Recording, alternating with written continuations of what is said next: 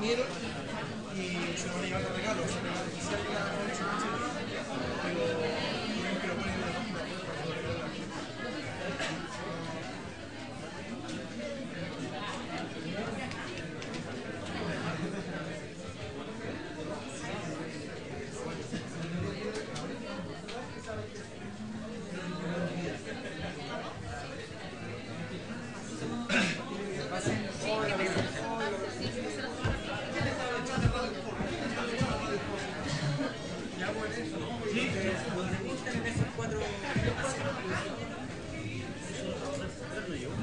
Entonces, claro, cuando se le lesiona ya tiene que poner a la izquierda.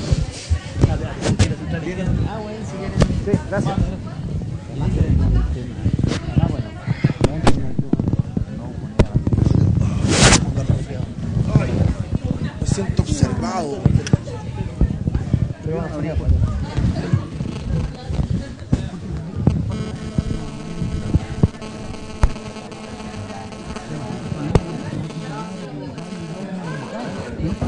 Bueno, muy buenas tardes a todos quienes nos acompañan esta tarde, alumnos, profesores y especialmente a nuestros panelistas invitados.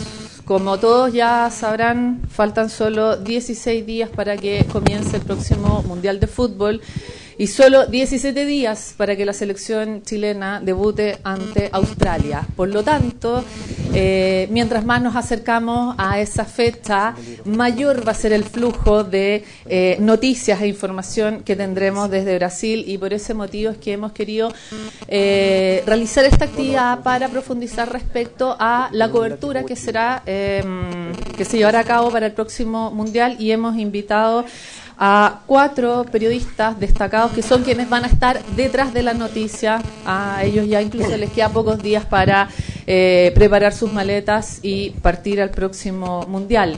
Quiero presentarles a cada uno de ellos. Cristian Camaño, él es periodista de la Universidad de Chile, trabajó en Las Últimas Noticias y en Radio W. Actualmente trabaja en el diario La Tercera, TIC Sport y Radio Santiago. Muy bienvenido, gracias por venir.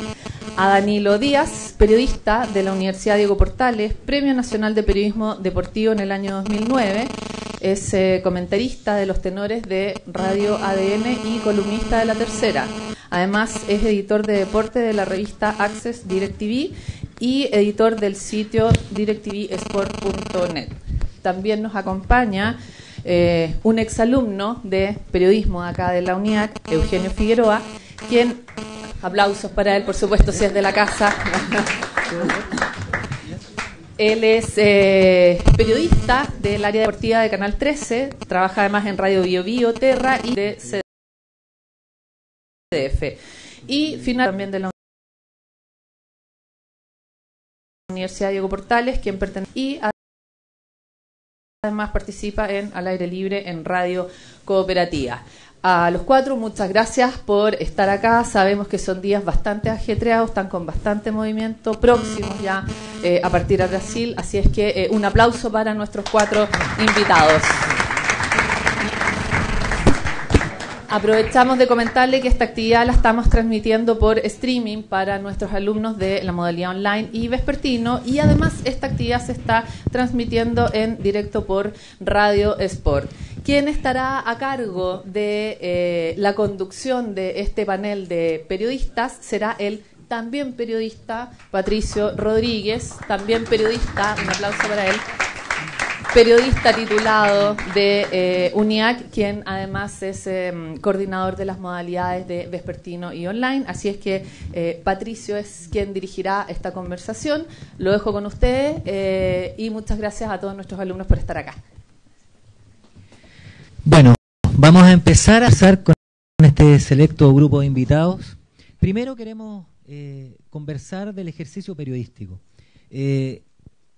Tenemos acá a estudiantes de periodismo, profesores de la Escuela de Periodismo, y me gustaría, Danilo, comenzar contigo. A veces uno piensa que se titula y te mandan a ti a cubrir un evento deportivo como un mundial de fútbol. ¿Cuáles son los pasos que un periodista debe seguir desde sus inicios, desde la práctica profesional en adelante, para poder tener la oportunidad de ir, por ejemplo, de cubrir, de reportear un evento como un mundial de fútbol?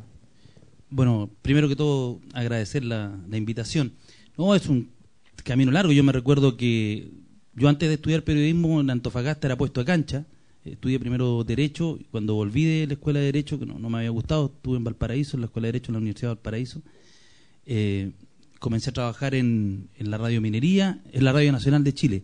Y ahí era puesto a cancha, también relataba, y después colaboraba con la Radio Minería. Entonces siempre, incluso antes de entrar a la escuela, estuve bien metido en esto. Y cuando ya ingresé a la escuela, yo en primer año ya, por ejemplo, era puesto a cancha de la radio Loa de Chuquicamata. Trabajaba con Juan Carlos Caravante. Entonces hacíamos toda la campaña de Cobreloa aquí en la zona central.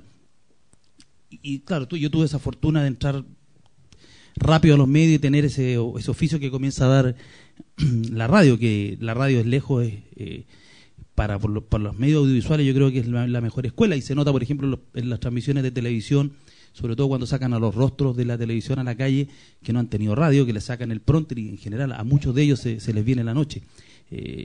La diferencia, por ejemplo, cuando trabajan los periodistas que han pasado por radio y trabajan en televisión en los despachos, es una diferencia abismal. Por ejemplo, Roberto Sá en Cooperativa hace una diferencia cuando él despacha en vivo. Juan Carlos Alarcón también, de los que me acuerdo en este momento. ¿Cómo se me acaba de olvidar este amigo que tengo de la concierto que hinche Cobreloa? No, del 13. El Álvaro Pachi, sí, bien cuando de la radio. Pero bueno, esta historia es súper larga, porque a mí, por ejemplo, me recuerdo que yo estaba en la escuela, era otro tiempo, segundo año, y había dos escuelas, la Chile y la Católica, y estaba la Gabriela Mistral, que tenía un proyecto bien raro porque eran 3 años de bachillerato, y después en cuarto año ellos comenzaban a hacer especialización. Y aparecimos nosotros, que éramos los de la Diego Portales, que fuimos la primera escuela. La dictadura había cerrado todas las carreras de periodismo en regiones. Por lo tanto, el espacio para estudiar periodismo era súper chico. Yo, por ejemplo, no quedé en la Chile ni en la Católica habiendo sacado todos los puntajes sobre 700, y 700 largos. Pero tenía el problema de las notas. Yo tenía un 5.7 de promedio, y eso me daba 580 puntos. Era más o menos la misma discusión de hoy día que teníamos. Nosotros reclamábamos a los curas, yo estudié en los jesuitas, que un 5.7 en mi colegio, en nuestro colegio, era un 6,4, un 6,5, pero los curas decían que ellos estaban para otra cosa. Y además nos planteaban que ellos no preparaban para la prueba de aptitud en ese tiempo, sino que preparaban para la universidad. Y después me di cuenta que era verdad, porque los niveles de mortandad en primer año de mis compañeros eran bajísimos. O sea, de mis compañeros, los que entraban, salían. Así de corto. Y me recuerdo que, claro, en la escuela, Orlando Escárate, que en paz descanse, era el editor de deporte, era el segundo a bordo en la tercera, el jefe era Ernesto Busto, y él era compadre con una secretaria, con la Mónica González. Y le dice que necesitaba una persona, un cabro, que si podía ir los fines de semana. Y yo tenía buena relación con ella, y me dice, ya, me contó, y si voy, fui, y quedé. Y entramos juntos con Guarelo. Guarelo había entrado una semana antes, éramos compañeros de curso con Guarelo. Guarelo ya estaba había estado en la Deporte Total. Y partimos juntos, éramos compañeros de banco prácticamente, y ahí empezamos a trabajar en la tercera. Y me acuerdo de mi primera pauta. La primera pauta al mediodía fue un almuerzo en Bellavista, en el Rodicio, me parece, donde estaba el Marciano Álvarez, que era un promotor de boxeo, y peleaba, me parece que Cardenio, iba a pelear Cardenio. Ahí fui con el Flaco Bruna y el Olafo, Orlando Gallego. Y en la tarde me mandaron ya a reportear un torneo de karate bien corneta en el Estadio Chile, y era un torneo que organizaba Enzo Ramírez. Enzo Ramírez era el que entrenaba a los agentes de la CNI en artes marciales, o sea, un personaje siniestro del régimen, se tuvo que ir. El punto es que, bueno, me tocó cubrir bocha, me tocó cubrir fútbol amateur. Me acuerdo en la tercera tenían el fútbol de los barrios, y con Guarelo teníamos que hacer toda la semana el fútbol de los barrios, una página para Santiago y una página para regiones, y había que ir a entregar premios al fútbol de los barrios. Entonces, para que me mandaran al estadio era bien difícil, a pesar de que yo siempre iba al estadio. El drama mío era que no iba a la cancha. Y eso siempre es bueno que los alumnos lo sepan, porque el recorrido es tan largo que yo, por ejemplo, empecé a ir al estadio como al año. de estar en el diario. Entonces eso, para que algunos creen que cuando llegan es fácil, ¿no? Es largo. Y la oportunidad había que agarrarla, y yo la agarramos. Yo creo que con Guarelo anduvimos muy bien, anduvimos tan bien ahí que nos pedían, era muy distinto ahora que hay que postular a las prácticas, sino que nos decían, oye, ¿por qué no se traen unos 4 o 5 cabros, compañeros, compañeras que nos faltan en crónica, nos falta gente en espectáculo, nos faltan 2 en internacional? Entonces uno llegaba el lunes a la universidad, a la escuela, oye, ¿sabéis que están necesitando gente? O sea, nosotros ni siquiera postulábamos a práctica, era otro tiempo. Cristian, tuviste más de 15 años en las últimas noticias, ahora en la tercera. El reporteo. Estuvimos hablando antes de comenzar esto, tú ya estuviste en el Mundial de Francia 98. Herramienta básica el reporteo para el periodista. ¿Se termina alguna vez de reportear? Uno, cuando ve el comentarista, por ejemplo, en radio, en televisión, ¿sigue reporteando? ¿Deja de lado el reporteo? ¿O el reporteo es, ¿no es cierto?, esa herramienta que persiste en la vida del periodista? Bueno, yo creo que primero que todo, un saludo a toda la gente que está hoy acá en el foro. Mira, creo que uno nunca debe dejar de reportear. Cuando dejes de reportear o pierdas el hambre, ya no eres periodista. Me parece a mí que es fundamental el hecho de estar siempre en contacto, no solamente con la fuente, sino que con los actores que por ahí alguno de repente no le interesa o pierde la perspectiva de que son importantes, porque hoy en día pareciera que, lamentablemente, cuando uno empezó en esto del periodismo, existían 18 o 20 equipos de fútbol profesional. Hoy en día todo se concentra en 2 o 3, y aunque nosotros queramos cambiar la idea de que tiene que globalizarse la cobertura de no solo del fútbol, sino que de otros deportes, lamentablemente todo termina cayendo en la U, en Colo-Colo y en menor medida en la Católica y obviamente la selección chilena. Lógicamente hoy en día además se hace fútbol por las restricciones que hay. Tú ves la selección chilena que hace lo imposible para combatir el periodismo, es decir, ojalá mientras menos sepa el periodismo, mejor para Sampaoli, para su cuerpo técnico.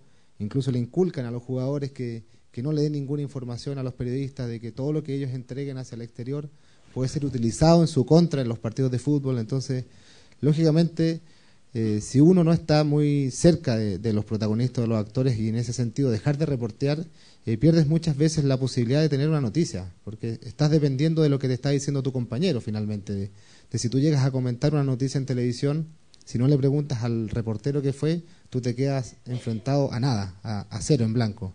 Yo creo que el peor enemigo que hoy en día hay para esta selección, por ejemplo, yo que hago la selección chilena para la tercera, es el WhatsApp. Yo creo que Sampaoli, si pudiera bloquear WhatsApp en Juan Pinto Durán, creo que sería el hombre más feliz del mundo. Afortunadamente la tecnología nos ha ido beneficiando a nosotros, a ellos también obviamente para la preparación y todo, pero si ellos pudieran bloquear todo lo que es Wi-Fi, Internet, desde Juan Pinto Durán hacia el exterior, creo que trabajarían muchísimo más tranquilos, ¿sí? Eso es lo que hoy en día te permite estar en contacto finalmente, porque tú prácticamente no los tienes cara a cara, no te contestan los celulares porque tú estás hablando por teléfono con un periodista. Eso te lo dicen los mismos jugadores. Por ejemplo, los sparring que están trabajando con Sampaoli y que 14 con el temor de que le revisen los celulares día a día. Ellos, cuando dejan el celular en la pieza, están pensables de espionar. El cuerpo técnico que no tiene acceso a las fuentes directas cara a cara y que tiene que ir a cubrir los entrenamientos y llegar información a tu medio, ya sea a tu canal o a tu radio, y no tienes la voz de los protagonistas, ¿qué es lo que hace? Entonces, eso muestra que hoy en día, si no estás reporteando por alguna de las vías que se te presentan, estás prácticamente que... Gustavo, dos cosas.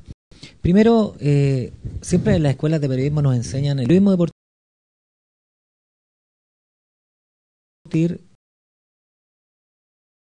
al interior del plantel, alguien del cuerpo técnico, algún personaje de alguna institución dijo tal cosa. ¿Cómo evalúas tú ese tratamiento de la noticia con esa generalidad de fuente? Cuando en general lo que estamos enseñando es que la fuente debe ser una fuente oficial, una fuente confiable, ojalá no tener solo una, etcétera. ¿Se da mucho en el periodismo deportivo o también en otros ámbitos de la noticia? No, yo creo que, se da en varios ámbitos, pero tiene mucha relación con lo que comentaba recién Cristian. el hecho de tener poco acceso a una fuente directa te lleva a ese tipo de situaciones. Pero yo creo que ahí va la credibilidad del medio, va la credibilidad del periodista. Si tú lo sigues y tú te parece creíble de acuerdo a lo que él está, al discurso, lo que él pregona, lo que constantemente está informando, me parece que es válido, sobre todo, insisto, en esta circunstancia y como está el ámbito no solamente de selección, sino que también en Colo-Colo, la Universidad de Chile, que son los equipos que uno generalmente está cubriendo o los donde la gente quiere más información y están varios obstáculos como para llegar a ello. Antiguamente tú tenías, imagínate, recién hablaba Danilo, la posibilidad de cubrir radio en aquellos tiempos cuando hacías cancha, incluso entrevistabas al autor del gol ahí mismo. Al entrenador lo podías molestar en el minuto 30 del segundo tiempo y no había inconveniente. Ahora, para tener la versión de un jugador tienes que esperar la conferencia de prensa, que no necesariamente es después del partido, sino que es a mitad de semana y es una y nada más. Lo mismo pasa con los entrenadores. Entonces, yo creo que se tiene que llegar a circunstancias así donde efectivamente tú tienes que seguir reporteando y hay fuentes donde tú tienes que llegar, ya sea porque obviamente, por ejemplo, Cristiana y la tercera, con esa conversación que tiene con los jugadores de WhatsApp, no va a ser público y qué jugador le está comentando algo, pero de acuerdo a la trayectoria que tiene él, el medio también te lleva a tener certeza con respecto a la información que ahí se está entregando. Es una situación yo creo que difícil, pero que es a lo que uno tiene que llegar de acuerdo a cómo están los medios hoy día. Eugenio, tu experiencia en la radio, recuerdo con Ricardo Soto en tus inicios, tú estudiaste Derecho, además en la Universidad de Chile. Otro más. Exactamente. ¿Y qué esperan de un estudiante en práctica? ¿Por qué te lo pregunto? Porque tú has tenido experiencia en radio, en Bio Bio hoy día, también en Terra, en el canal del fútbol, en Canal 13. Muchas veces uno, como decía Danilo, antes no se postulaba a una práctica, hoy día hay que dar una prueba de actualidad, una prueba de redacción, etcétera. Y llegas a tu área como estudiante en práctica. Tú como periodista que trabajas en medio, ¿qué esperas hoy día de un estudiante en práctica? Te lo voy a contestar en un segundo. Quiero añadir una cosa a lo que dice Gustavo y respecto a lo que se ha hablado respecto al tema del reporteo, que es una cosa que es real. Les quiero pedir disculpas por mi voz, estoy bien resfriado, estoy súper agripado. Que se está produciendo un fenómeno que es bien curioso. Fíjense ustedes que el fútbol, como se ha ido convirtiendo en una empresa, como es en efecto una empresa, está saltándose a los medios de comunicación como en este del que hablamos nosotros los periodistas éramos los que de alguna forma llevábamos la información a la gente. Están saltando ese paso. Hoy por hoy la página de te cuelga una entrevista exclusiva con Lazarte. Hace 25 minutos la Católica a través de su página web pone una entrevista exclusiva con Falcioni. Saltándose por encima, insisto, el tema del medio. Ellos, de manera, creo yo, muy quizás similar a lo que se hace en Europa, ¿no? Ellos quieren posicionar el mensaje y no quieren que alguien en el camino se los, entre comillas, tergiverse o seleccione o edite. Es una forma de comunicación institucional que este fenómeno que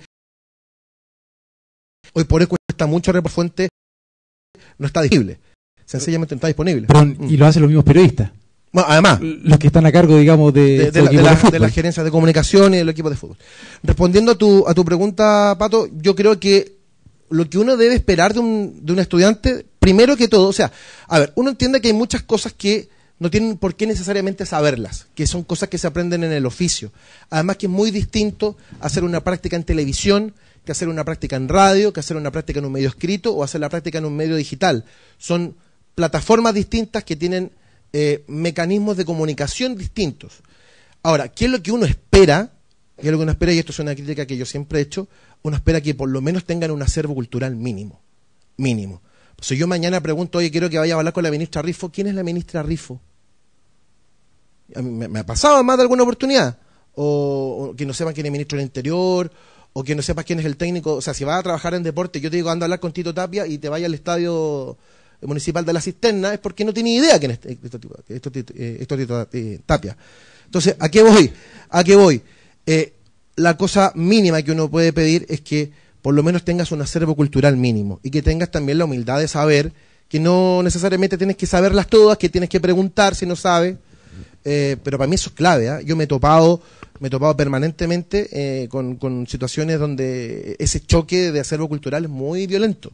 Es muy violento no, estoy absolutamente convencido de que hoy por hoy es eso lo que te marca una diferencia. Sí, me gustaría agregar también, porque lo he visto en el último tiempo, yo no sé si es un tema de generación. Acá estamos los cuatro que hemos tenido la oportunidad de cubrir mundiales, pero no ha sido así como, mira, tú llegaste, hiciste la práctica, así más o menos, ya anda un mundial. Yo creo que un concepto que nos puede unir tiene que ver con el esfuerzo y sacrificio que hemos hecho los cuatro en los distintos medios donde hemos trabajado. Yo no hice radio, como comentaba recién Danilo, por ejemplo, pero sí, yo ya en cuarto año de universidad estaba trabajando, y la revista Don Balón, donde él también trabajó, y varios periodistas y comentaristas deportivos. No alcanzó a ser mi jefe. En la revista Don Balón, entonces yo trabajaba y estudiaba. Después hice una práctica en Mega, en quinto año me dejaron contratado, y eso implicaba que yo tenía que estudiar de 8 de la mañana a 1 de la tarde, y trabajaba en el departamento de prensa de Mega de 1:30 a 10 de la noche, y después de las 10 de la noche no me iba a mi casa, sino que iba a terminar mi tesis, porque la idea era que en quinto año yo también terminara mi tesis. Y después lo mismo cuando yo estaba trabajando, de levantar de temprano, de trabajar hasta tarde, de reportear hasta tarde, de los turnos portón, como uno llama antiguamente, ahora le siguen llamando, pero que antiguamente se utilizaba también mucho, de estar ahí en Pinto Durán hasta tarde, o en los consejos de presidente también de la NFP. Entonces ahora de repente uno ve, hay excepciones, claro, pero no sé si es muy generacional, porque me ha tocado también hacer unas clases de periodismo lectivo de deporte en la USACH, en otra universidad, y veo también los alumnos un poco de desidia, de poca información. Les da lata, los que de repente llegan al canal ahí a hacer la práctica, les da lata ir a reportear, llegan y dicen, ojalá que no me toque ninguna nota, o que solamente me toque la nota internacional, entonces así saco todo lo que llega de afuera, y la entrevista a Pellegrini y el entrenamiento del Manchester City, sí, así me voy temprano. Yo creo que esa no es la fórmula, no es la fórmula para marcar diferencia. Los editores, como consejo, los editores se dan cuenta de eso de inmediato, y uno lo va escuchando. O sea, los mismos editores dicen, ojalá que esté luego los 3 meses para que, porque lo han echado antes de esos 3 meses. Entonces yo creo que es lo que ha pasado un poco con respecto a eso. No se lee los diarios. Yo creo que es lo mínimo de leer el diario,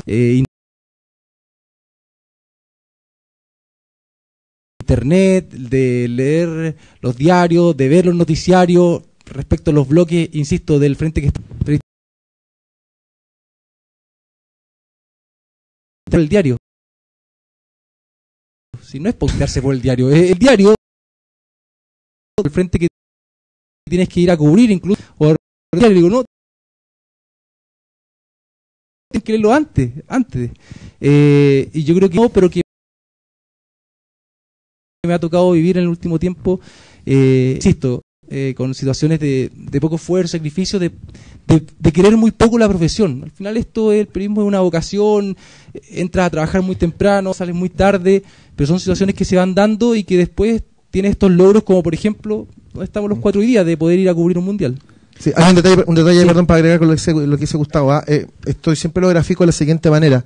Esto es como, no sé, pedirle... A ver, ustedes ubican a la Josefina Gutiérrez, ¿no? La chica que compitió en el 4%, o los sudamericanos, que batió recién el récord en Cochabamba, y que se metió en un lío porque lo hizo en la altura y no se lo quieren reconocer. Bueno, es como a que un alumno entre en práctica y quiera ir al mundial y pedirle a Josefina Gutiérrez que le gane a Chilean Fraser en los Juegos Olímpicos.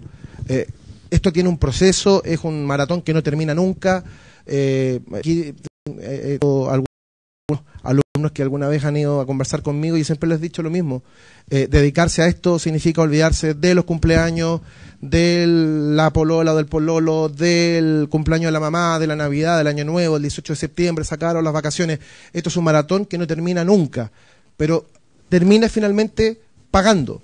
O sea, y yo siempre lo he graficado de la misma forma. Cuando a mí me tocó estar y logré entrar al nido de pájaros en Beijing, con 100.000 chinos diciendo gracias por haber venido en el desfile final de los Juegos Olímpicos, ahí uno siente que se paga todo. Porque a uno le gusta esto también, ¿te fijas? Te tiene que gustar. Lo que dice Gustavo es muy cierto. Aquí hay un tema de vocación muy importante. importante. Yo pude haber sido abogado, Danilo también. Bueno, tú estudiaste en la Católica, no, en la Universidad de Valparaíso aquí, pero durísima en Derecho, o sea, creo que la Chile y la de Valparaíso deben ser las peores. Pero la Católica de Valparaíso era peor porque era, en primera,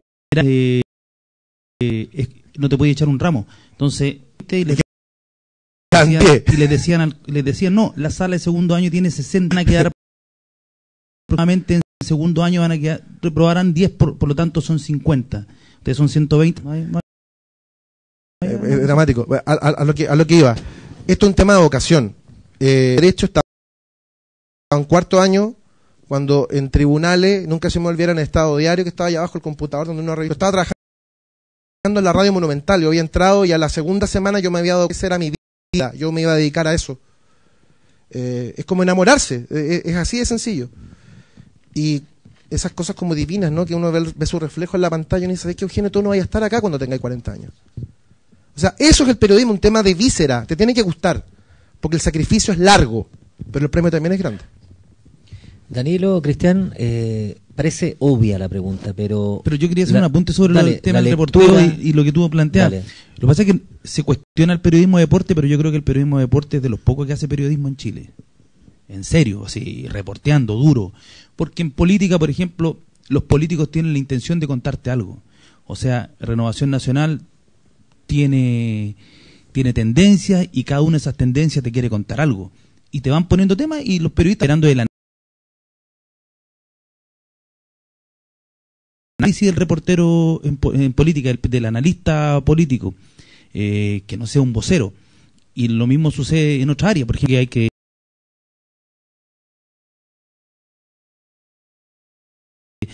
cuando hay algún caso, no sé, ustedes han visto ahora el caso de los psicópatas.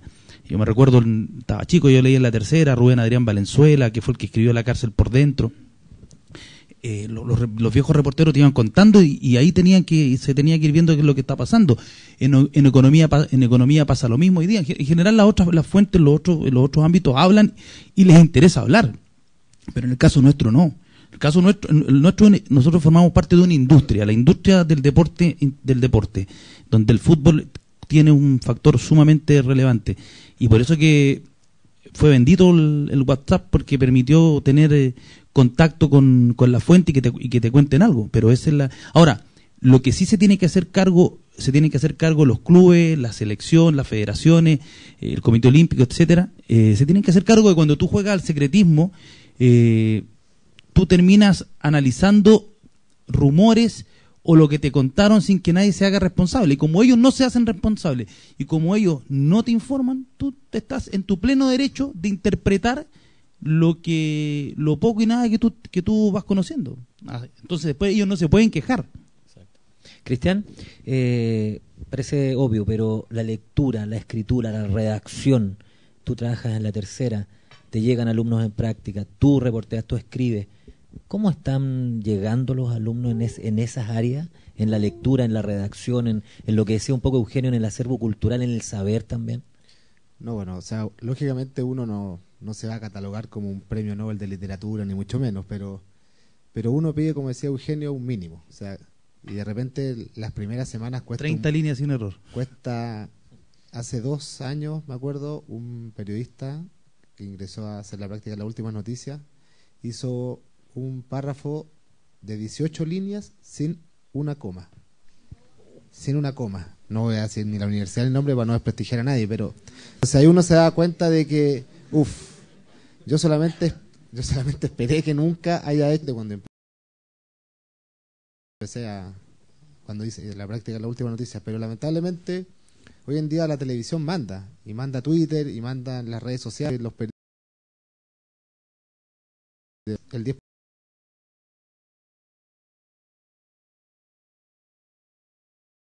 por un libro en las vacaciones. Todo el resto pasó en Reñaque, pasándolo bien, no preparándose para su praxis. Voy a ir a la Tercera, TVN, y voy a, ojalá como decía Danilo, ojalá me manden al estadio. Es como esperando que llegue ese momento para decirle a tus papás, sí, papá, voy al estadio. Pasa un año sin que sin que te manden y uno está ahí tratando de esforzarse porque hay 18 tipos encima tuyo que están haciendo lo mismo que tú, que escriben mejor que tú, fundamentalmente. No es que ellos vean otra cosa, sino que escriben mejor.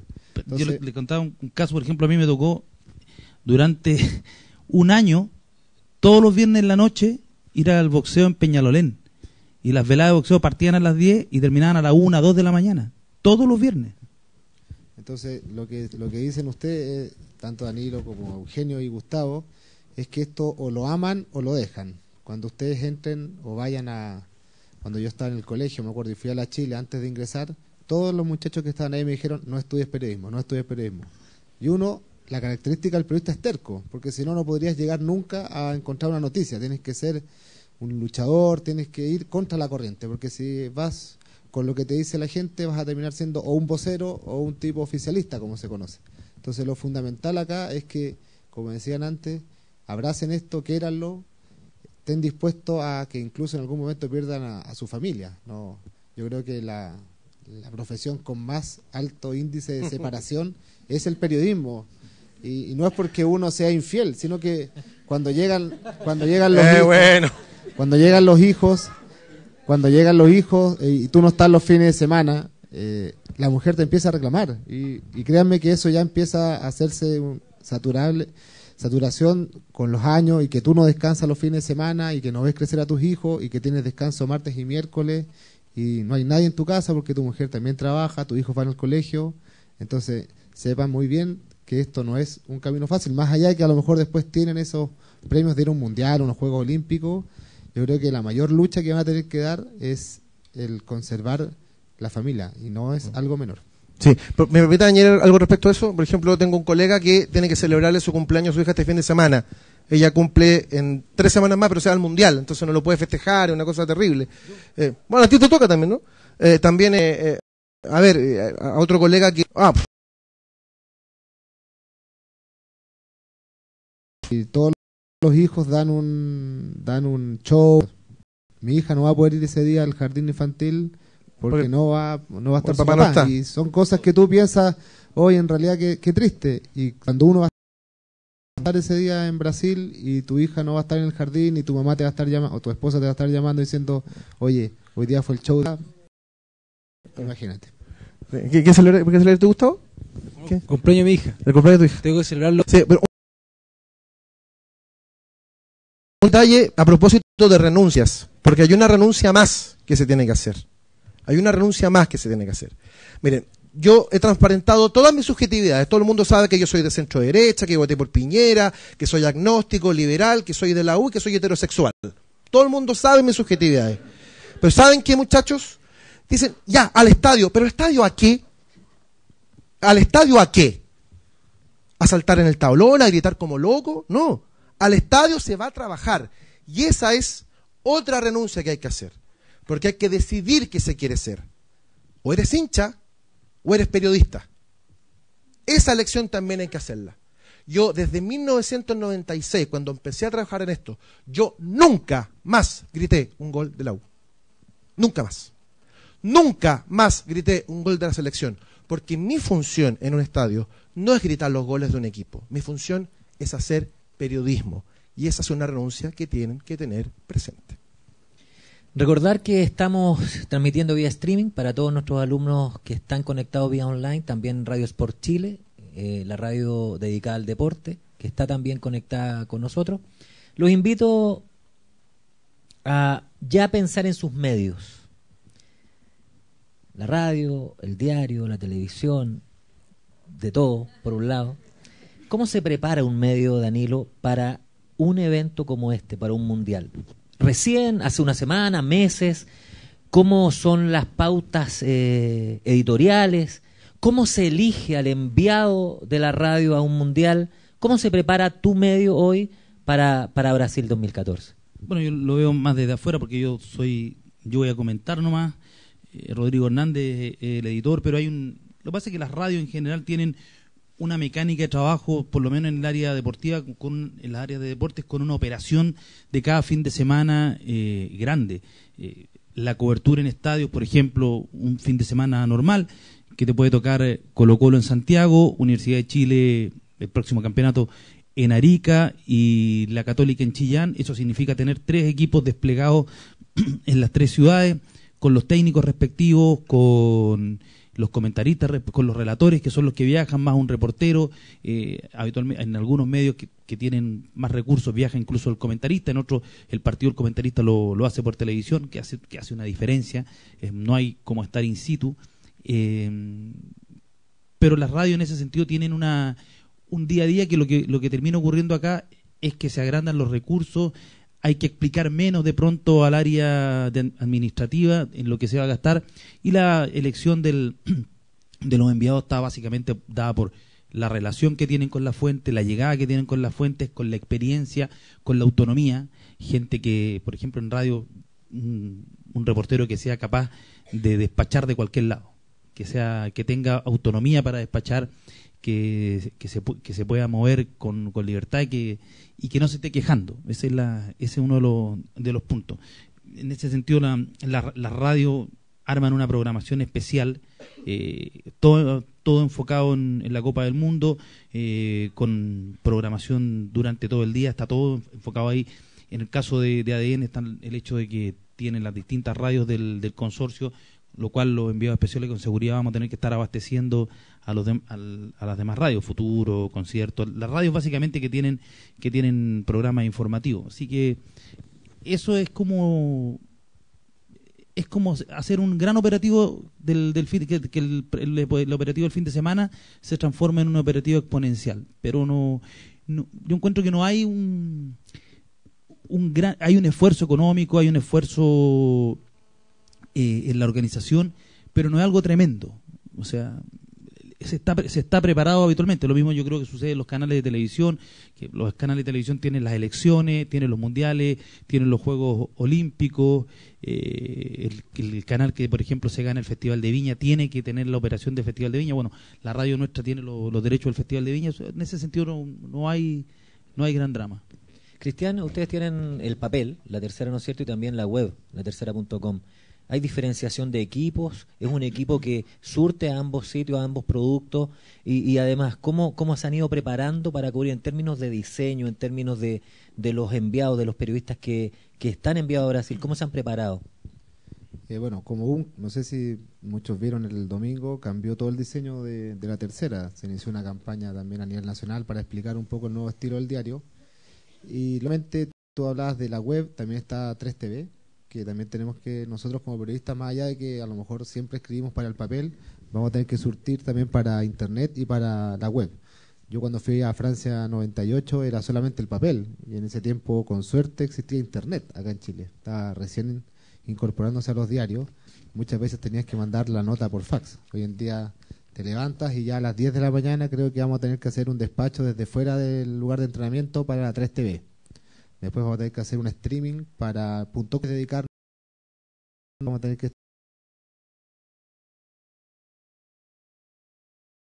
del diario.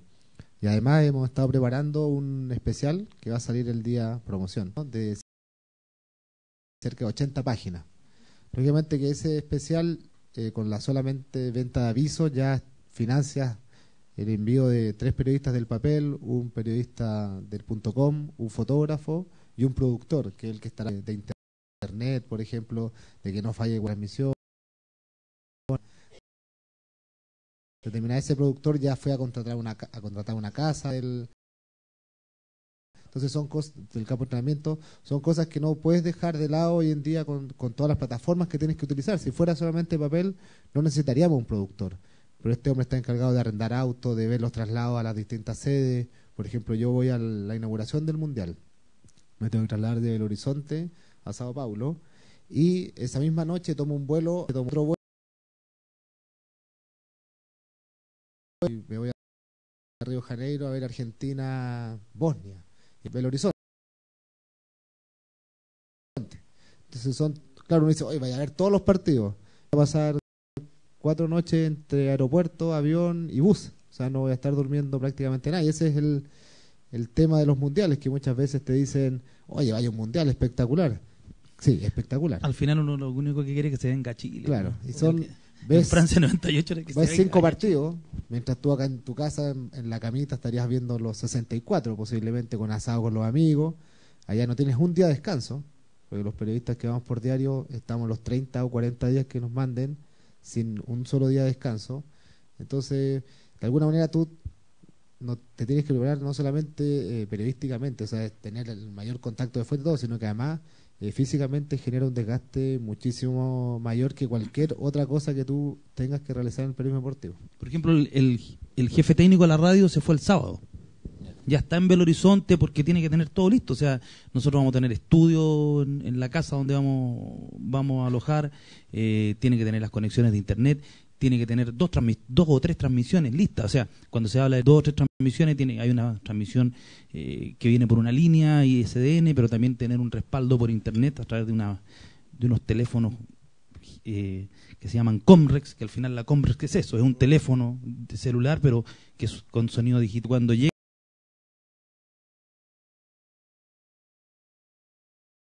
junio, cuando viaja la selección, bueno, hay que empezar a transmitir desde allá todo el día y estar enchufado.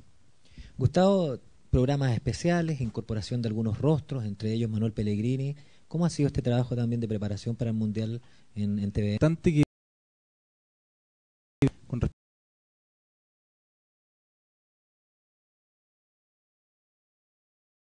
respectivo a la programática, hay que fusionar todo, arriendo de casa en algunas ciudades, hoteles en otras, traslados, a propósito de que vamos a transmitir la mayor cantidad de partidos posible, mucho traslado de los equipos de comentaristas y relatores en las ciudades y bueno, y con las incorporaciones de Manuel Pellegrini y Bonini, que yo creo que igual es importante. Esto es como armar un plantel de fútbol, o sea, hay que ver dónde mover las piezas, dónde reforzarlas en otros roles específicos, teniendo en cuenta también los recursos, que en este caso es importantísimo, relevante, es trascendental para ver con cuánto equipo humano y técnico tú cuentas. De repente ya privilegias ese tema de 2 comentaristas, pero prescindes también la posibilidad de llevar, por ejemplo, 2 equipos de reporteo. En fin, son situaciones que ahí la van viendo los jefes para priorizar las distintas transmisiones, despacho para los noticiarios. También está el 24 horas noticias, donde ahí va a haber un despacho en vivo y en directo prácticamente todo el día. Así es que pasa como lo mismo que con Danilo, Cristian y imagino también Eugenio. ¿Qué golazo le metieron a los uno duerme 4 horas promedio en un evento así de mundial, juego olímpico. La experiencia que tengo es eso, dormir 4 horas y no tener ningún día libre. O sea, por ejemplo, Sudáfrica. ¿Qué golazo que le metieron a los periodistas de TVN con el 24H? Sí, porque tengo que estar por el todo mismo el rato. precio. Exacto. Claro, antiguamente no existía internet y estaba el Zone Deportivo, donde tenía la oportunidad de viajar, y viajábamos, no sé, mínimo una vez al año a Europa, y eran 3 semanas siguiendo a los futbolistas que jugaban en España, en Italia, en Portugal, y era más, podías conocer la ciudad, porque finalmente todo ese material envasado te lo traías acá y acá editabas. Con el tema de internet te pedían todos los días despacho, al final donde no conocí absolutamente nada, o ahora en Sudáfrica donde estáis 4 días, tuve una tarde libre, es así, digamos, pero al final uno obviamente quiere estar allá y al final no haciendo nada, tú tienes que hacer todo. Igualmente también Procarcuro siempre comentaba los roles que cada uno cumplía, donde había un productor, donde había un comentarista, el periodista, alguien editaba. Ahora el periodista tiene que hacer todo, tiene que hacer la producción, tiene que editar, tiene que postproducir, la cámara incluso para la locución, porque de repente el camarógrafo también está editando, entonces tú tienes que tu locución de la nota y tú también ocupas la cámara. En algunos Juegos Olímpicos también me tocó incluso hacer cámara, digamos, porque mi camarógrafo estaba editando. Una Copa del Mundo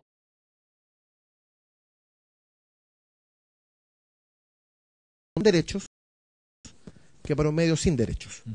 Para un medio sin derechos, sin duda que es mucho más complejo, es más libre, pero acceso prácticamente a nada. Tener de curso de dinero muy importante, muy importante. Estoy hablando en grandes eventos en general, estoy hablando de Juegos Olímpicos, Mundial. Yo no he hecho nunca una Copa del Mundo, esta va a ser la primera. Pero yo imagino que va por los mismos caminos. Y el trabajo logístico aquí es muy importante. Hay un trabajo logístico técnico que es muy importante, que probablemente lo tiene Televisión Nacional, probablemente lo tiene DirecTV también, que es otro de los actores en los medios de televisión que va a estar presente, que es una variante que lentamente comienza a penetrar, y creo yo con mucha fuerza, que es la erupción de la televisión digital, y con la aprobación de la última ley de televisión digital, probablemente este va a ser el último mundial que vivamos así, digamos. El próximo de Rusia seguramente va a tener características diferentes, pero el tema logístico de producción es muy importante, porque tanto la operación de Televisión Nacional como la de Canal 13 son operaciones que involucran al canal completo. No involucran exclusivamente al área deportiva, involucran al área de prensa, involucran a todos quienes de alguna u otra forma van a estar involucrados en la transmisión, porque es un tema canal más que un tema de un área específica. Esto, insisto, ha pasado en diferentes tipos de eventos. Por lo tanto, el aspecto técnico en particular es muy importante. Lo que hacemos Gustavo, Danilo, Cristian o yo en eventos importantes, claro, es un aspecto netamente específico, periodístico, que tiene características distintas. Pero insisto, el aspecto técnico en este tipo de eventos es sumamente importante. De repente la diferencia de un segundo en un tema tan competitivo como es, por ejemplo, lo que nos pasó en la Copa América, por ejemplo, que nosotros estábamos un segundo abajo de lo que hacía Televisión Nacional. Eso significó un despliegue técnico pero gigantesco de gente que tuvo que partir a Mendoza a arreglar ese tema. ¿Te fijas? Entonces son circunstancias que son bien importantes y que de alguna u otra forma en un mercado que te impulsa a pelear por el rating son súper decisivos. Para ir cerrando nuestro foro de hoy, entremos al área chica. Llega el Mundial, Chile juega este viernes contra Egipto. Todavía hay jugadores que deben ser sacados, ¿no es cierto?, de la concentración. Se dice Pepe Rojas, se habla de Marco González, se habla de Chapita Fuenzalía. Danilo, un grupo complejo, Holanda, España, Australia. Sí, la realidad indica que los favoritos son España y Holanda, los últimos dos finalistas. Si uno va a la lógica y a la historia, ellos debieran clasificar. Chile, si uno revisa el registro de partidos de la selección nacional, a nivel de Copa del Mundo, Chile ha ganado 5 partidos fuera de Chile, los 2 del Mundial del 30, a México y a Francia, le ganó a Estados Unidos el 50, y volvió a ganar en Sudáfrica 2010, le ganó a Honduras y le ganó a Suiza. Por eso cuando hay algunos dicen, no, pero es que en el Mundial de Sudáfrica Chile ganó, pero no fue la actuación que se esperaba, es gente o que vive en Marte o en Saturno, porque uno observa, por ejemplo, la selección chilena del Mundial de 74. Es cierto que contra Australia se jugó en una cancha inundada, que nos tocó el primer partido con Alemania Federal, pero Chile fue con Elías Figueroa y Alberto Quintano, que en este equipo serían los capitanes lejos, o sea, son otro nivel. Esos dos jugadores están en otro nivel. Fue con el chico Reynoso, Carlos Reynoso, el mejor jugador extranjero en la historia del fútbol mexicano, el Negro Omar, un jugador no reconocido por el medio futbolístico, pero un jugador extraordinario que uno revisa la historia del fútbol chileno y ha hecho buena parte de los goles más importantes, por lo menos a nivel de club y también a nivel de selecciones, no como Eladio Rojas. Uno revisa, por ejemplo, ese equipo del 74 que no le pudo ganar a Alemania Oriental y que no le pudo ganar a Australia en un lodazal, pero no le pudo ganar a Australia. Uno ve el equipo del 98 que sacó 3 puntos en la primera fase, que clasificó con Zamorano y con Sala, 2 delanteros, o sea, de primer orden, de los mejores delanteros del mundo. Y uno ve el equipo del 66 con Jaime Ramírez, que ya estaba veterano, con Leonel Sánchez, veterano, pero con el mejor Rubén Marcos, con Elías Figueroa con 19 años, un jugador, imagínense lo que era Elías Figueroa con 19 años, un Elías Figueroa salvaje, con el Tito Fuyú, con el Nacho Prieto explotando, o sea, uno observa el equipo del 66 y dice, bueno, y este equipo no le pudo ganar a los suplentes de Unión Soviética, perdió con Italia y no pudo ganarle a Corea del Norte. Entonces uno tiene que dimensionar lo excelente que hizo Chile en el Mundial de Sudáfrica, que le gana a Suiza. Suiza se va invicto del Mundial de Alemania 2006 sin goles en contra. Entonces yo creo que para Chile va a ser muy muy duro. Le tocan 2 rivales feroces, España.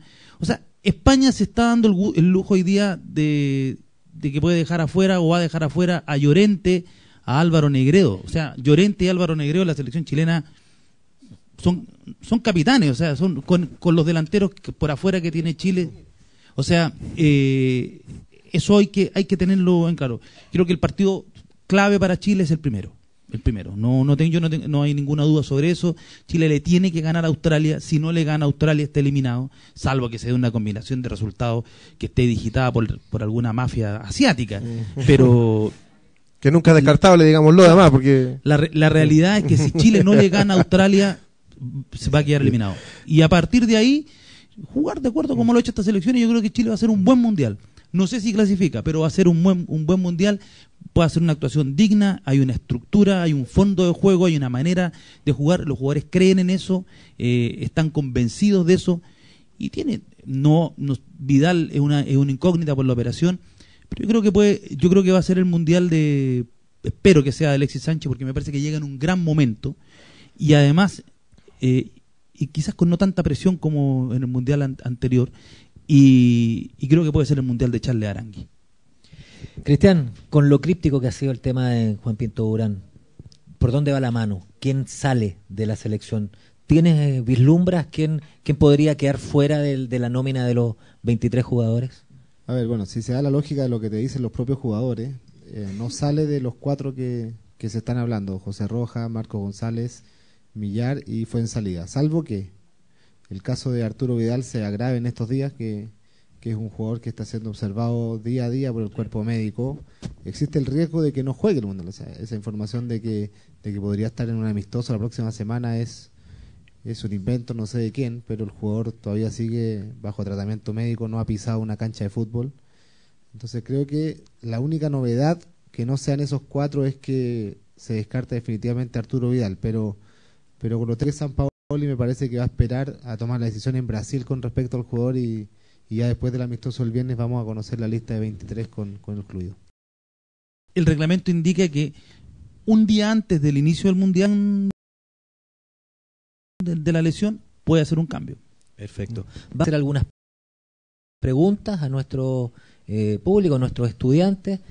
Constanza va a asignar el micrófono para nuestros panelistas. Ahí. Usted levantó primero. Ya. Buenas tardes.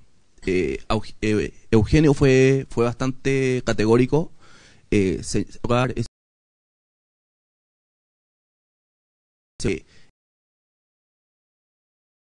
Existen ocasiones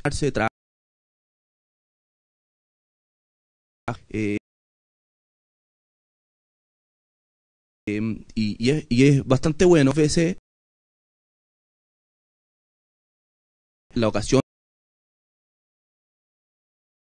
de que algunos se quieren ir más temprano para la casa, y puede ser respetable de alguna manera, pero mi pregunta está enfocada esencialmente en existe la ocasión cuando uno trabaja en televisión, lo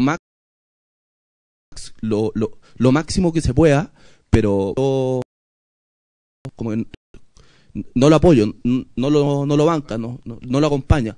Entonces igual es difícil, si uno trabaja en televisión, salir a reportear y que el propio camarógrafo no quiera salir contigo. A veces yo trabajé en televisión, a veces me pasaba que como era periodista en práctica y el editor o el director de pauta te decía que saliera ahí a hacer tu nota, pero los camarógrafos se peleaban entre ellos por no salir con uno, porque sabían que como eras periodista en práctica te iban a hacer trabajar más tiempo que los demás. Mi pregunta va enfocada a cuál es su consejo frente a ese tipo de ocasiones. Qué buena pregunta.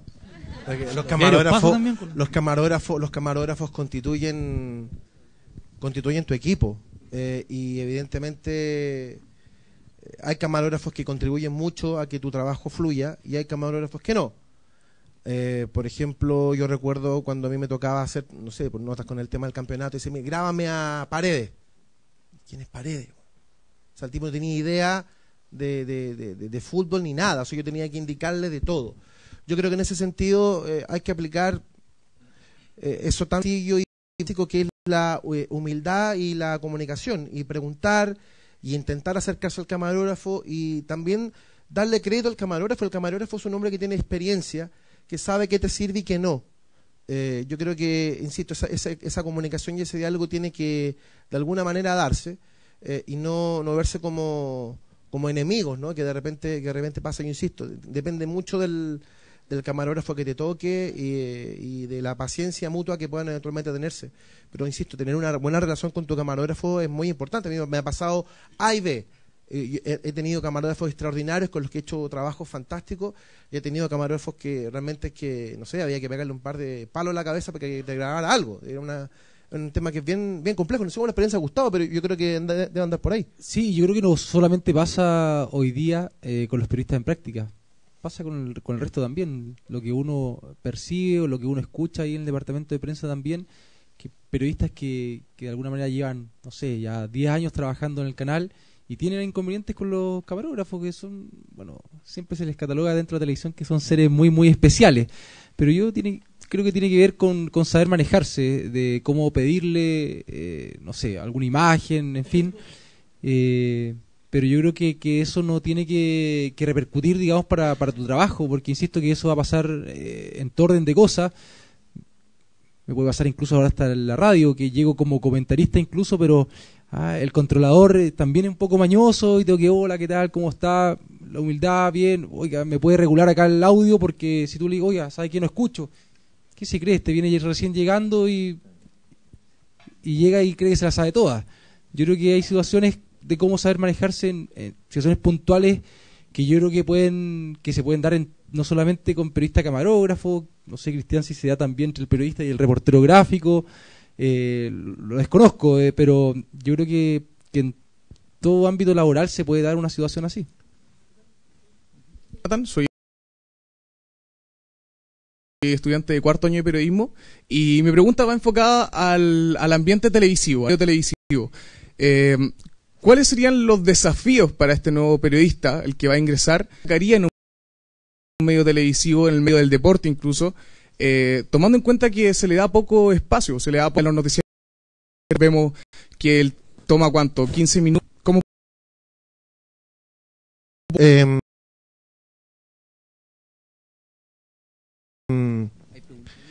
A ver, mira, lo que pasa es que con la televisión está en cambio.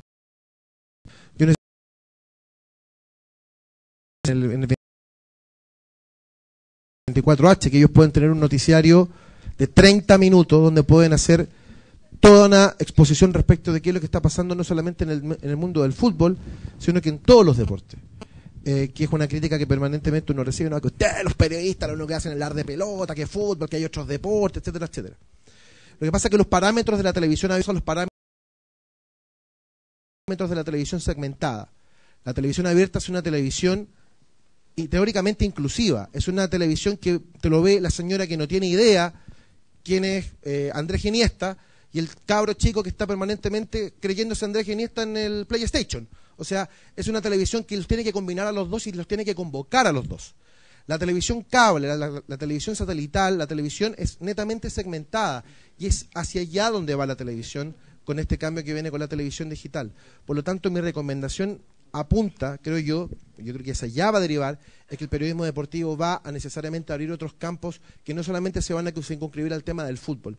Yo creo que hay espacio para otros deportes, hay espacios para otras disciplinas. Yo creo que lo que pasó con los sudamericanos acá en Santiago, con lo que hizo CDO, por ejemplo, que es un trabajo extraordinario, que logró exhibirse en todas las plataformas, en BTR, en DirecTV, en Movistar, en todos lados, yo creo que es una señal.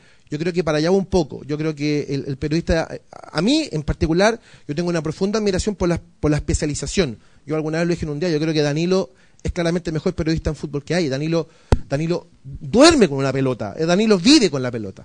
Pero yo también tengo una profunda admiración por aquellas personas que tienen derivaciones y especializaciones con los otros deportes, con las otras disciplinas, con la Soledad Bacarreza, con las Karen Bittner, con los Jorge Jovanovic, con cabros como el Chico Astudillo, gente que ha trabajado en otro tipo el periodista completo es el que se necesita, y como decía Gustavo recién, no solamente que maneje información, hay varios aspectos técnicos que son importantes, el saber editar, el saber hacer una nota con velocidad, el tener, yo creo que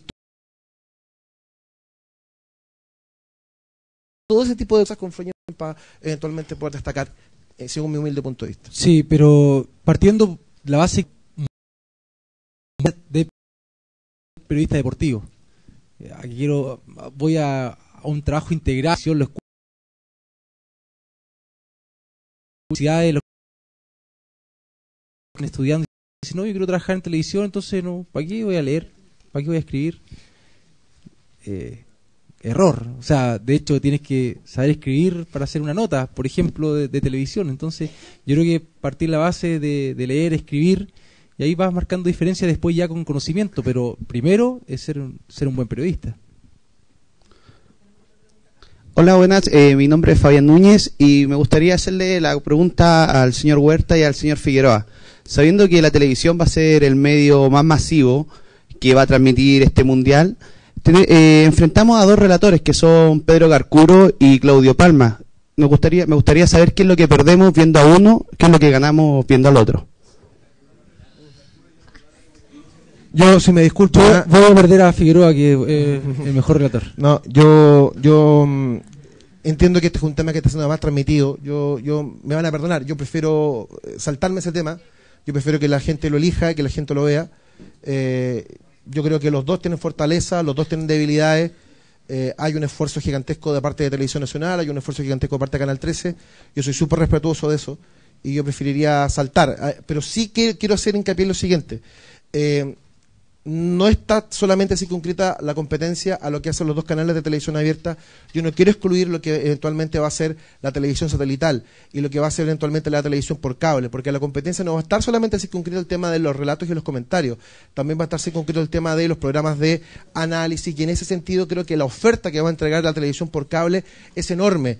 Y fundamentalmente para aquellas personas que consumen permanentemente este tipo de información, la oferta va a ser gigantesca. Va a estar probablemente ESPN, va a estar Fox, va a estar DirecTV, va a estar el CDF, va a estar Vive Deporte. Yo me imagino que va a haber una serie de medios de comunicación que se van a poner a trabajar en eso. E insisto, la oferta es muy importante y no se circunscribe exclusivamente a lo que van a hacer los dos canales abiertos. Yo creo que son más los beneficios, asumiendo que son dos grandes relatores, están dentro de lo mejor hoy del medio nacional. Palma lo ha demostrado, Carcuro también, un histórico.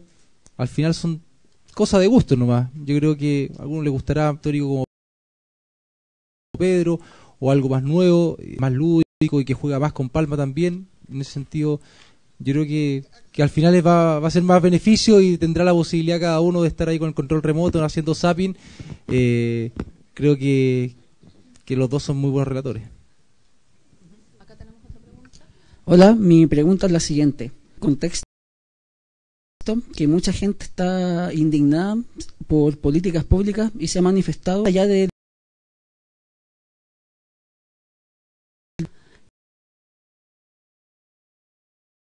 y cómo esta se puede abordar en un mundial de fútbol. Bueno, claramente hay un tema social, político-social que es relevante y que puede perjudicar la organización de un mundial. Que a diferencia, por ejemplo, ya estábamos conversando, sí, pero en Sudáfrica era un poco lo mismo. Yo creo que es bien distinto, porque Sudáfrica, más allá de los problemas sociales que pueden tener, un país con una situación bien distinta después del apartheid, en fin, de lo que está viviendo hoy en día, pero había como una unión para el mundial que ellos iban a organizar. Como una tregua, podríamos decirlo, en el sentido de que todos se iban a unir porque querían demostrarle al mundo de que ellos ya habían pasado el periodo del apartheid, que acá eran todos buenos, la pasamos todos bien, ya estamos unidos como nación, y había esa disposición, digamos, de que todos los sudafricanos estuvieran contentos y felices, más allá de los problemas que ellos, y que incluso siguen teniendo, con la distribución muy disímil que existe en su población. Hoy día Brasil no, o sea, el brasileño, uno por lo que escucha y lee con respecto a estas protestas sociales de reclamos de transporte público, educación, de la distribución de los presupuestos que tiene como país, están ya un grupo grande de decir, no, esto yo no quiero, me da lo mismo como el turista me ve a nosotros, saben que somos un país futbolizado y nos da lo mismo, no queremos organizar un buen mundial. Yo creo que puede ser un factor también para nosotros que vamos a estar cubriendo allá, que de repente quizás ese tema deportivo va a trascender a un tema social peligroso, que al final vamos a tener que estar incluso cubriendo, como lo vimos ayer, por ejemplo, que por primera vez las protestas tocaron a la selección, que antes era netamente, no sé, por ejemplo, lo vimos en la Copa Confederaciones, que no llegaron al recinto deportivo en sí, sino que en las afueras, las principales vías de las principales ciudades. Pero ayer ya definitivamente hubo protesta en contra de la selección de Brasil, con insultos cuando ellos se trasladaban desde el hotel al complejo deportivo. Yo creo que es un tema a considerar que puede ser un factor de riesgo para una buena organización de este mundial. A nosotros nos tocó con Cristian el año pasado estar en la Copa Confederaciones. Cristian, estuviste en Salvador. Salvador de Bahía. Yo estaba en Recife. Y no, el tema es que fue sorpresivo, ¿no? Ese fue lo central.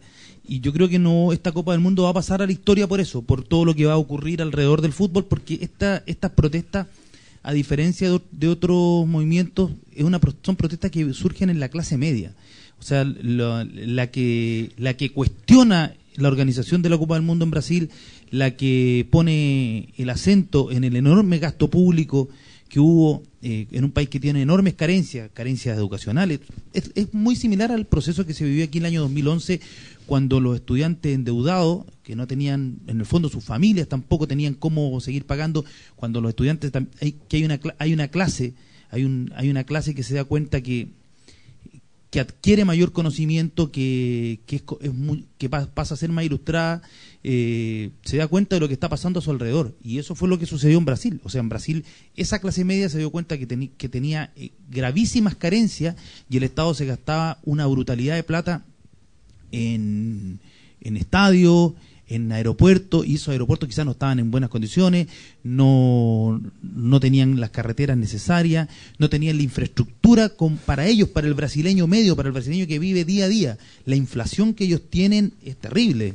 En ese momento había aumentado en un 5% en 3 meses, o sea, y si no me recuerdo, todo surge por el aumento en el pasaje de la micro. De la micro, una cosa tan simple. Una cosa fundamental, porque hace 4 años o un poco más, cuando se le da la sede a Brasil, se estimaba que el problema iba a ser la favela, o sea, la gente pobre, y que de alguna manera todos estos años se había construido una especie de negociación entre el gobierno y los dueños de la favela, tratar de encerrarlo. Uno puede estar a favor o en contra de la medida, pero la idea era alejar un poco a la delincuencia de la Copa del Mundo. Pero se encontraron con este problema que estalló el año pasado, y que nosotros lo vimos con Danilo in situ ahí en las ciudades cuando fuimos a cubrir la Copa Confederaciones, y te dabas cuenta de que no es algo que fue solucionado en ese momento, sino que se ha continuado con las protestas. Uno ve la inversión, imagínate, uno habla en Chile de que un estadio para la U puede llegar a costar 50 millones de dólares. En Brasil el promedio de plata para la remodelación del estadio era de 500 millones de dólares.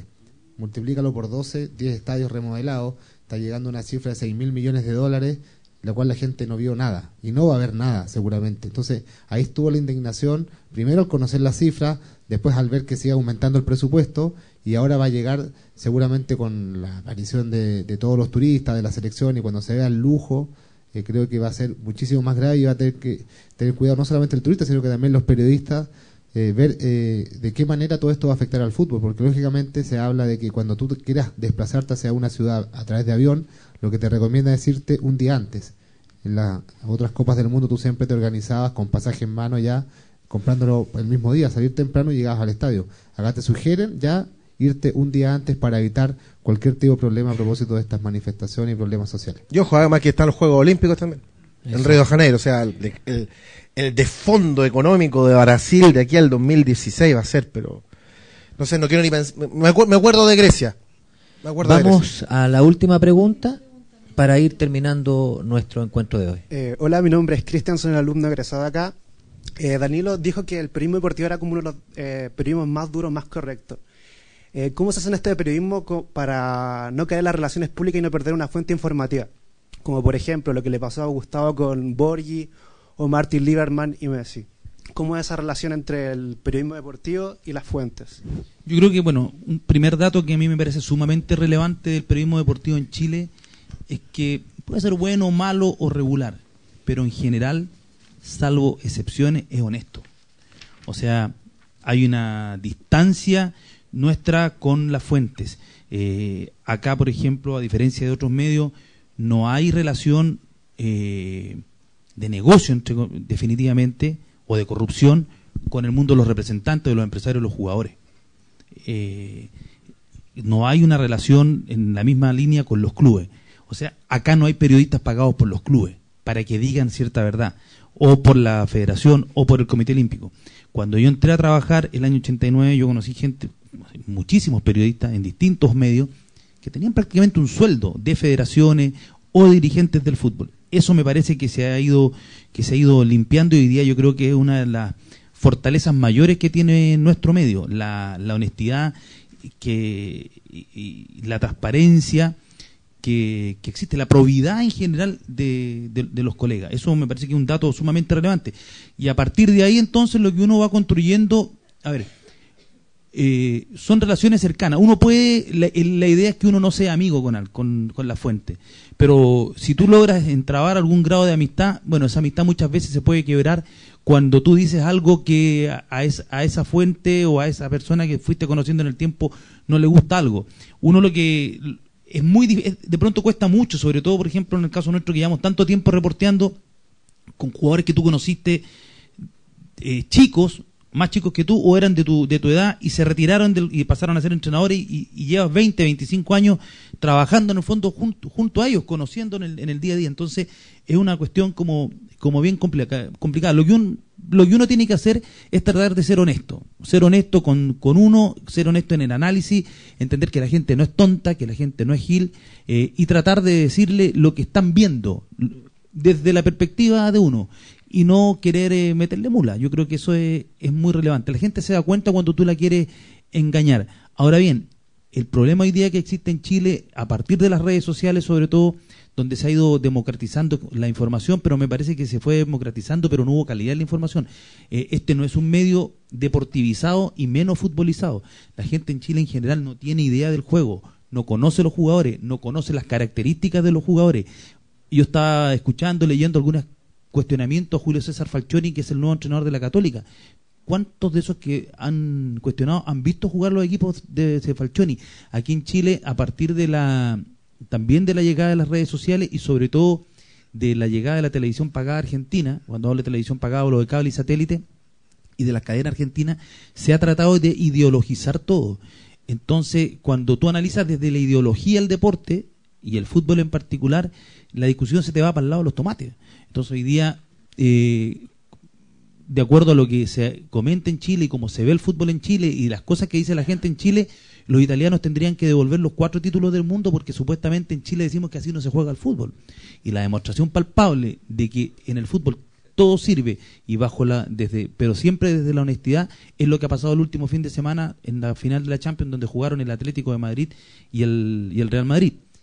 Acá a cualquier entrenador chileno en general, y algunos de afuera, que se les cataloga como ratones, como si fuera deshonesto jugar defensivamente. ¿Qué hacen los italianos? ¿Devuelven los títulos? ¿Qué hace Grecia? A ver, con la Eurocopa del 2004, ¿la devuelve?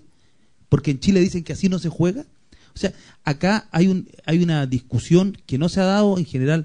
Yo creo que también hay una responsabilidad de los entrenadores chilenos que no han sabido defenderse y poner los puntos sobre las IES, pero acá lo que termina ocurriendo, y ahí donde yo creo que tiene que haber una autocrítica del periodismo, que no se distinguió en los años 80, sobre todo en la época de Orlando Aravena y de Lucho Santibáñez, la trampa con la propuesta de juego. Son dos cosas muy distintas. No tiene nada que ver ser defensivo con ser trampa. Y se hizo casi sinónimo. Lo que ocurrió fue que hubo, para terminar, el hecho más feroz, como fue el escándalo a Maracaná. Pero acá se hizo una caricatura sobre eso. Y en el fútbol, porque aquí cualquier técnico va a atacar, y la gente está con que así tiene cosas para arriba, que son dos cosas muy distintas. Como me están si es Radio Sport, van a hacer la pregunta, la hará Washington desde... Gracias, Patricio. Efectivamente, pregunta Nicole Lemaitre. ¿De qué manera los canales de televisión involucrarán a las redes sociales en las transmisiones de los partidos que juegue Chile? Qué buena pregunta. Fíjate que, te lo digo muy sinceramente, es un tema que no hemos hablado. Yo... A ver, mira, me pasa algo con las redes sociales. Yo les voy a contar una primicia. Yo me querellé contra 2 personas, contra 2 cuentas. Una me imputó un delito de pederastia y otro que se hacía el gracioso conmigo, que también me querellé. En el fondo también es una prueba, ¿no? Saber hasta qué por ahí la calumnia, pueden extender su protección, la protección de la honra a esta instancia. Yo creo que las redes sociales son buenas, pero además tienen mucho vicio. A mí me molesta mucho el anonimato. Yo en las redes sociales soy Eugenio Figueroa y todos saben quién soy, digamos. O sea, si ustedes me ven o algo así, soy yo. Yo sé quién es Gustavo Huerta, yo sé quién es Hincha Puma, yo sé quién es Cristian Camaño. Lo sé, cara a cara. Podemos hablar. Pero el tema del anonimato, a mí es el que me indigna. Y me preocupa, y no sé hasta qué punto, algo que es ya de por sí emocional, como un partido de fútbol, añadirle la exacerbada emoción que puede llegar a tener un tipo anónimo X, no sé si contribuye al producto final. Quizá las redes sociales, yo creo que son cosas distintas. Yo he hecho el experimento, por ejemplo, en transmisiones de partidos por internet, donde sí es posible hacerlo, digamos, porque ese es el sentido, pero no son partidos de Chile. Los partidos de Chile son un espectáculo distinto, implican emociones muy difíciles. Entonces yo no sé si integrarlos podría eventualmente resultar. A lo mejor en la previa podría de repente servir, pero durante el partido yo creo, no sé si concuerdas conmigo, Gustavo, pero el partido es el partido, ¿no? El partido es el relator, el comentarista, la gente que está en cancha. Yo creo que se queda ahí, digamos, pienso yo. No sé si soy muy purista, digamos. No, yo creo que los futbolizados también prefieren eso. Lo que está haciendo el canal hoy día, yo sé que están trabajando con el tema de las redes sociales para este mundial, no sé específicamente porque es otra área en la que a mí no me compete. Bueno, eso pasa también porque son áreas diferentes, claro. Entonces nosotros no nos enteramos mucho de lo que hace Internet, digamos. Sí. Pero ese tema del Twitter, bueno, está, digamos, yo lo respeto, no los insultos, las groserías, en fin, es la opinión que pueda tener la gente con altura de mira, si la hace, bienvenido. De repente pasa, por ejemplo, en el programa en el que me toca trabajar los días domingos, donde se muestran los goles en un mismo programa, no de un fin de semana a otro, en un mismo programa paso a ser hincha de Colo-Colo, hincha de la U e hincha de Universidad Católica. Entonces al final eso demuestra que estoy haciendo bien mi pega. Por si eso es un punto súper importante que toca Gustavo. Yo creo que en los últimos años, a partir de las transmisiones de televisión de los años 90, donde se transmitió siempre a los 3 grandes, fue creciendo el hinchismo por los 3 grandes. Y eso es un fenómeno que se notó en regiones. Yo cuando estaba chico en Antofagasta jugaba con Colo-Colo, con la U o con la Católica, y era local Antofagasta. Deportes Concepción jugaba de local en Collao y era local. Hoy día, el año pasado, cuando Antofagasta le gana 4-2 a la U, había 2.000 personas, 4.000 personas de Antofagasta. El resto de las 18.000, de las 15.000 personas en el estadio, eran todas hinchas de la U, todas camisetas azules. Eso antes no sucedía. Y ese es un fenómeno hoy día que a mi juicio ha afectado profundamente el análisis futbolero, porque la Gallá hoy día analiza a los jugadores dependiendo de la camiseta. Entonces, y yo soy de los que crecí admirando a los jugadores de fútbol. A mí eran los equipos de la región, Antofagasta y Cobreloa. Yo estaba chico y Cobreloa peleaba el título con Colo-Colo, era adolescente ya. Pero yo no discutía, y un ídolo era Caselli y Vasconcelos. O sea, Vasconcelos era un crack y medio, un jugador extraordinario. Y yo, por ejemplo, estaba chico y me gustaba Hugo Carballo, el arquero de la Universidad de Chile. Entonces, cuando aparecían los grandes jugadores, la historia de chico, incluso la plasmé contando en un libro. La primera vez que vi jugar a Luis Cubilla y a Hermindo Nega, estaba chico, tenía 7 años, 8 años, pero esa sensación de cabro chico que uno ve a uno que es mejor que todos, porque que la agarra y que la deja chiquitita y que no hay nadie que se la quite y que siempre está solo, esas cosas que uno que a cualquiera le pasa cuando ve un jugador diferente, como cuando apareció Marcelo Sala, que esto no lo hemos visto. Entonces yo creo que uno peores problemas que hoy día tiene el fútbol chileno en su conjunto como industria es que la Gallá dejó de admirar a los jugadores de fútbol. El ejemplo, cuando llega Charles Arangui a Universidad de Chile, la cantidad de estupideces que se dijeron y cuánto lo habían visto jugar. Bueno, estamos terminando este encuentro. Podríamos estar horas conversando. Grandes periodistas, grandes conversadores. Queremos agradecer la presencia de Eugenio, Gustavo, Cristian, Danilo. Un gran aporte para nuestra universidad. Invitados siempre a nuestra universidad. Y yo les pido, ¿no es cierto?, que brindemos un gran aplauso a nuestros invitados. Muchas gracias. Aprovechamos de despedir nuestra transmisión en Radio Sport Chile y también a nuestros estudiantes vía streaming. Gracias, reiterar el agradecimiento a los invitados, a Patricio por la conducción e invitar a todos a un café en la terraza. Muchas gracias.